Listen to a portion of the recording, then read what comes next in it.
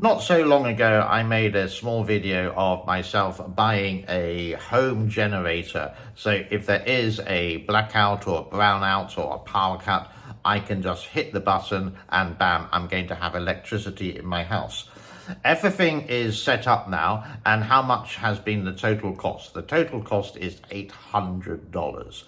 It was 680 for the generator itself. The transport, well, yeah, 10, I'm not including that, but the actual installation of it by two engineers was 120, including 120 American dollars, including all the extras that we needed to buy. Let's have a look at that right now. So here it is, all fitted in, all ready for a power cut. And there is the generator. You can see the wire that connects to the mains. And we had a pipe installed all the way up to the garage roof. And if we go to the top of the roof, you can see this is where the exhaust would come out. So it's going to be away from our house, and you could say maybe the neighbors as well. Then we go down the pipe like that. You can see the generator again. We know how to operate it there. And this is where the electric goes to the mains. So basically it goes for a big fuse like this.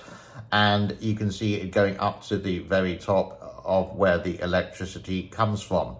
So when we do have a power cut, we'd need to flip that switch, and then we could start it all up and we could have electricity for the house. Is it a worthwhile investment? Well, if you live in Cambodia, one of the things that you're thinking about living in Cambodia as a retirement, for example, one of the things of your apartment that you should look for would be, does it have a backup generator? And the other one would be a swimming pool. My main concern would be the generator first, followed by the swimming pool. Power cuts here are not very common. They used to be years and years ago, about 9 years ago when I first came here, but they have got a lot less.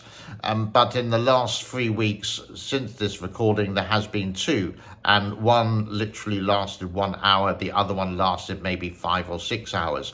So having this is going to keep me cool, and I love my air conditioning. And what this generator can do, hopefully, can be one refrigerator, big refrigerator, one air conditioning unit, maybe TV, and 1 or 2 lights with that. I don't think it can power any more than 2 air conditioning. The whole thing is we only use 1 air conditioner at a time. So with that, it should be ample power. And is it a luxury or is it essential? That's for you to choose.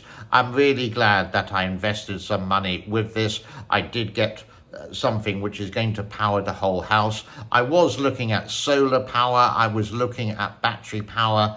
So, for example, if I put in some battery packs that cost like $250 each, it's only going to be for 2 rooms, and it's not going to power any air conditioning. So for a little bit extra, then I can have it all, but I'm not going to sort of use the microwave with it or the washing machine. I'm just going to have it for the basic essentials. I don't know the actual power related to it, how much it can use, but speaking to the technicians and the engineers, they say you can use a fridge, 1 air conditioning, TV, and a couple of lights, and some Wi-Fi connections. That will be fine, and that will you're not going to overload the whole system.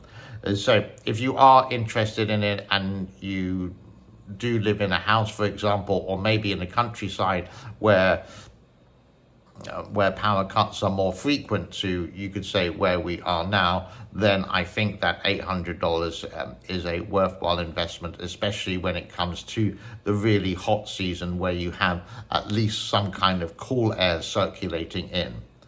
Your points of view, your comments below would be fantastic. God bless to all. Thank you very much for your time.